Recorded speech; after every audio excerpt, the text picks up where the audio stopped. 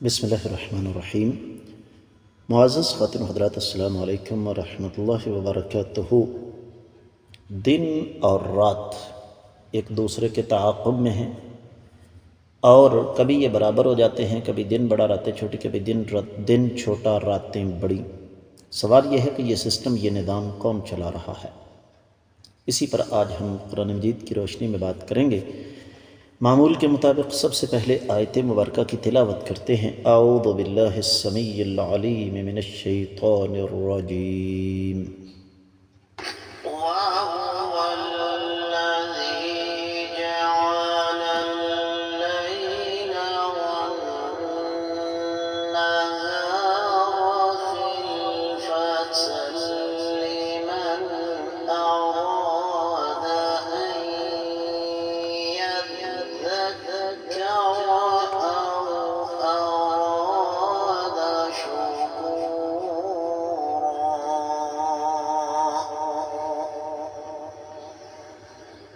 وهو الذي جعل الليل والنهار خلفة لمن أراد أن يذكر أو أراد شكورا۔ معزز خواتین و حضرات، اللہ ملک العلام رب الجلال والاکرام کی پاکیزہ کتاب قرآن مجید 19واں پارہ سورۃ الفرقان، اور سورۃ الفرقان کی آیت مبارکہ ہے 62۔ اللہ رب العزت ارشاد فرماتے ہیں، وَهُوَ، اور وہی ذات ہے، الذی، وہی ہے، جعل، جنہوں نے بنایا، اللیل، رات کو، والنہار، اور دن کو، خلفتاً، ایک دوسرے کے پیچھے آنے جانے والے، لمن، اس انسان کے لیے، ارادہ، جو چاہے، ان یذکر، کہ وہ نصیحت حاصل کرے، او ارادہ، یا چاہے، شکورا، شکر گزاری۔ بامحاورہ ترجمہ سمت فرمائیے گا۔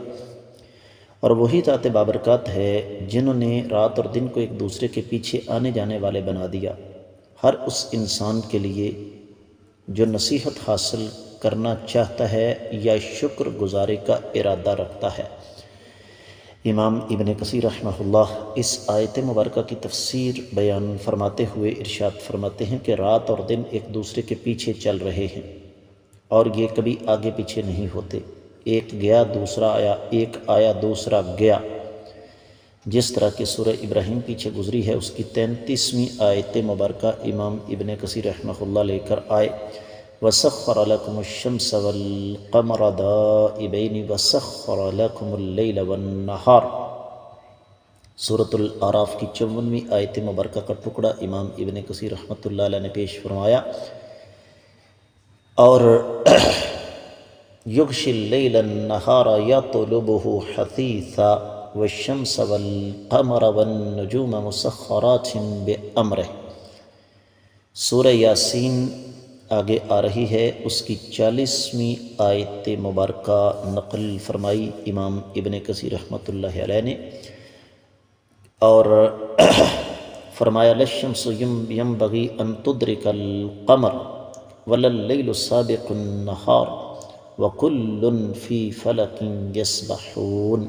سب کا مفہوم ایک ہی ہے کہ دن اور رات کو رب کائنات نے پیدا فرمایا، سورج اور چاند کو پیدا فرمایا، ستاروں کو پیدا فرمایا۔ سورج چاند کو پکڑ نہیں سکتا، رات دن سے آگے نہیں بڑھ سکتی، ہر چیز اپنے مدار کے مطابق اللہ کے حکم سے چل رہی ہے۔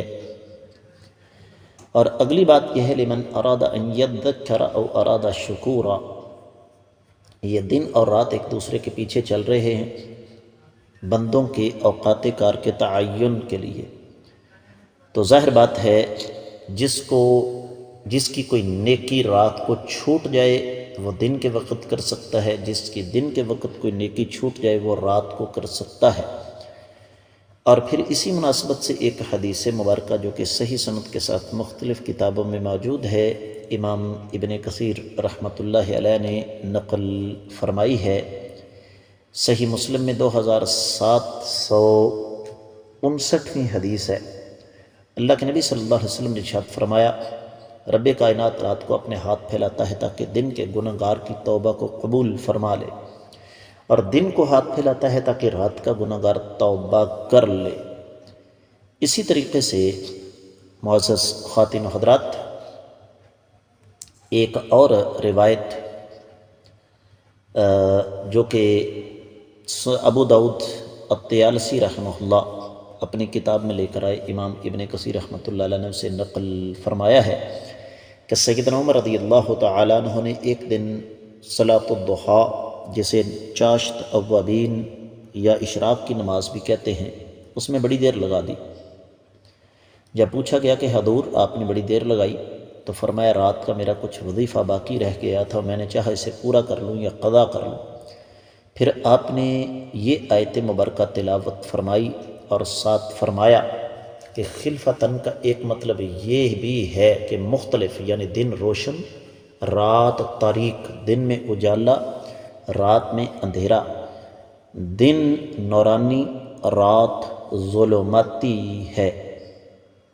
اور یہ مفہوم امام مجاہد بن جبر، امام قتادہ بن دعامہ رحمہم اللہ وہ بھی ذکر فرماتے ہیں۔ سیدنا عبداللہ بن عباس رضی اللہ تعالی عنہ بھی اسی طرف گئے ہیں۔ امام ابن کثیر رحمۃ اللہ علیہ نے ان کا قول نقل فرمایا ہے کہ اگر رات کا کوئی عمل آپ کا رہ گیا ہو تو اسے دن کو کر لو، اور دن کا رہ گیا ہو تو رات کا کر لو۔ تفسیر ابن کثیر میں جو کچھ بیان ہوا وہ اتنا ہی۔ آئیے دیگر کتب تفسیر کا جائزہ لیتے ہیں۔ اہل علم یہ فرماتے ہیں کہ سب سے پہلے ایک مناسبت ہے، اور وہ مناسبت کیا ہے کہ پہلے سورج اور چاند کا اللہ نے ذکر کیا، اور اس کے فوراً بعد پھر دن اور رات کا تذکرہ کیا، کیونکہ سورج کا تعلق دن اور چاند کا تعلق رات کے ساتھ ہے، اور یہ مناسبت امام بقائی نے نظم الدرر میں ذکر فرمائی ہے۔ اور اہل علم یہ فرماتے ہیں کہ دن اور رات کا آپس میں جمع نہ ہونا یہ رب کائنات کی قدرت، اللہ تعالیٰ کی توحید اور اللہ کی وحدانیت کی دلیل ہے۔ امام بقائی نے نظم الدرر میں اس پر بڑی تفصیل کے ساتھ تذکرہ فرمایا ہے، اور ان کے جو کچھ انہوں نے فرمایا اس کا خلاصہ امام ابن کثیر رحمۃ اللہ علیہ پیش کر چکے ہیں۔ پھر اہل علم اسی مناسبت سے اور بہت ساری آیات مبارکات پیش کرتے ہیں، جن میں سے کچھ میں ذکر کر چکا ہوں، اور کچھ انشاءاللہ آگے آئیں گی۔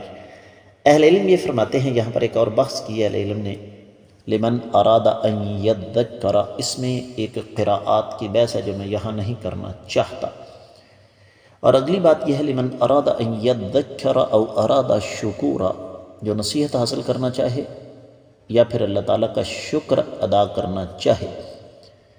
اہل علم یہ فرماتے ہیں کہ دراصل رب کائنات نے یہاں بین السطور انسانیت کو دعوت دی ہے کہ رب کائنات کے انعامات پر اللہ تعالیٰ کا شکر ادا کریں۔ اور سیدہ عائشہ رضی اللہ تعالی عنہا کی روایت ہے، اور یہ روایت آپ کو صحیح مسلم میں 746ویں حدیث کے تحت مل جائے گی۔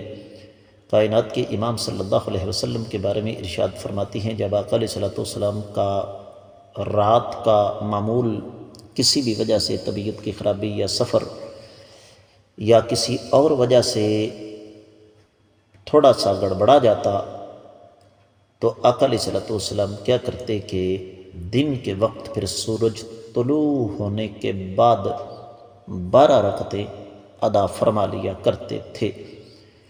تو اس سے پتہ یہ چلتا ہے کہ اگر ایک معمول کے مطابق ہم چل رہے ہیں اور وہ معمول ٹوٹ گیا ہے اور اس کا تعلق اگر دن کے ساتھ ہے تو رات کو وہ کام کر لیا جائے، اور اگر رات کے ساتھ ہے تو دن کو وہ ذکر، وہ وظیفہ، وہ عبادت کر لی جائے۔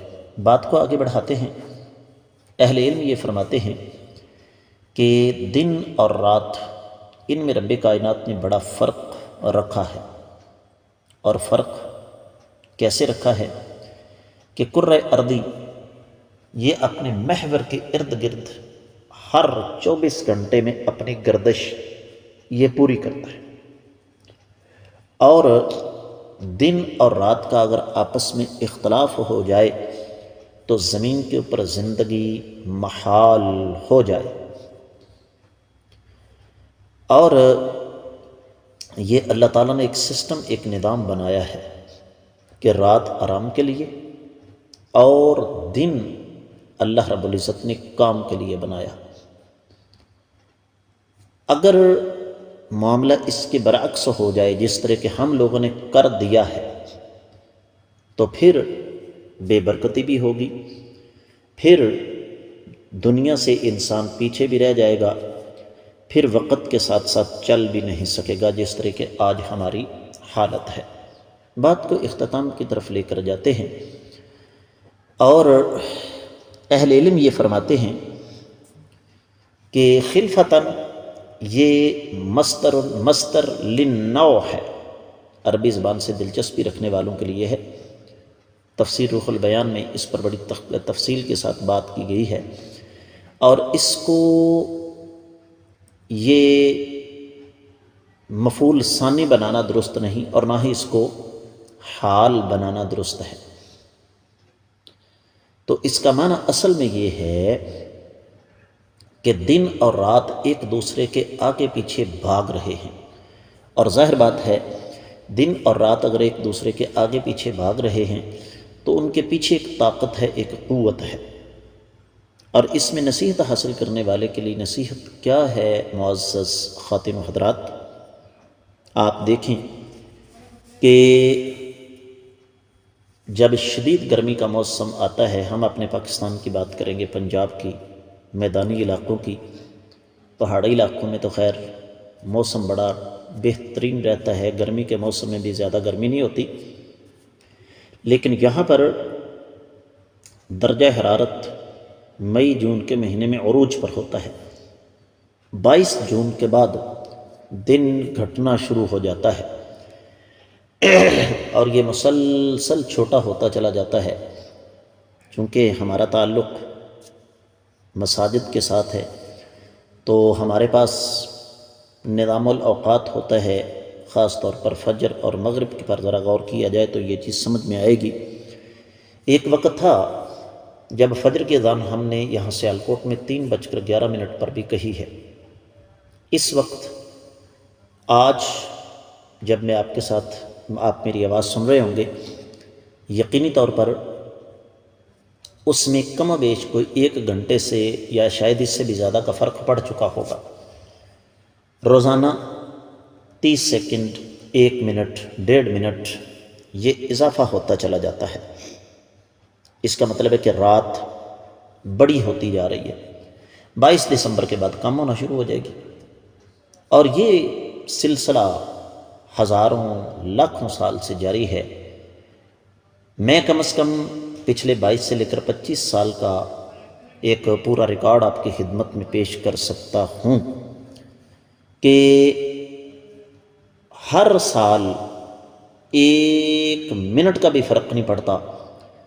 اگر آپ کے پاس جو بھی تاریخ آج ہے، آج سے 10 سال پیچھے چلیں، آپ کے شہر میں نماز کا وقت اذان کا وہی ہوگا، فجر کا 10 سال کے بعد بھی وہی ہوگا۔ تو یہ کیا ہے؟ خلفۃ لمن اراد ان یذکر او اراد شکورا۔ اہل علم یہ فرماتے ہیں کہ شکر کی 3 قسمیں ہیں: دل کے ساتھ یعنی نعمت کا تصور کرنا، زبان کے ساتھ نعمت پر اللہ تعالیٰ کی تعریف کرنا، اور تمام جسمانی اعضاء کے ساتھ کہ ہر نعمت کو اس کا صحیح معنوں میں حق دیا جائے۔ تو یہ بات یہاں خصوصی طور پر قابل غور ہے کہ انسان اللہ تعالیٰ کی نعمتوں کے بارے میں غور و فکر کرے، اور اس کے بعد نصیحت بھی حاصل کرے اور اللہ تعالیٰ کا شکر بھی ادا کرے۔ اگر غور کیا جائے تو یہ آیت مبارکہ ہمیں بہت کچھ سمجھاتی ہے، اللہ تعالیٰ سے خصوصی طور پر دعا ہے کہ اللہ تعالیٰ ہمیں غور و فکر کرنے کی توفیق عطا فرمائے۔ اس کے ساتھ ہی آج کے سبق سے اجازت دیجیے۔ السلام علیکم ورحمۃ اللہ وبرکاتہ۔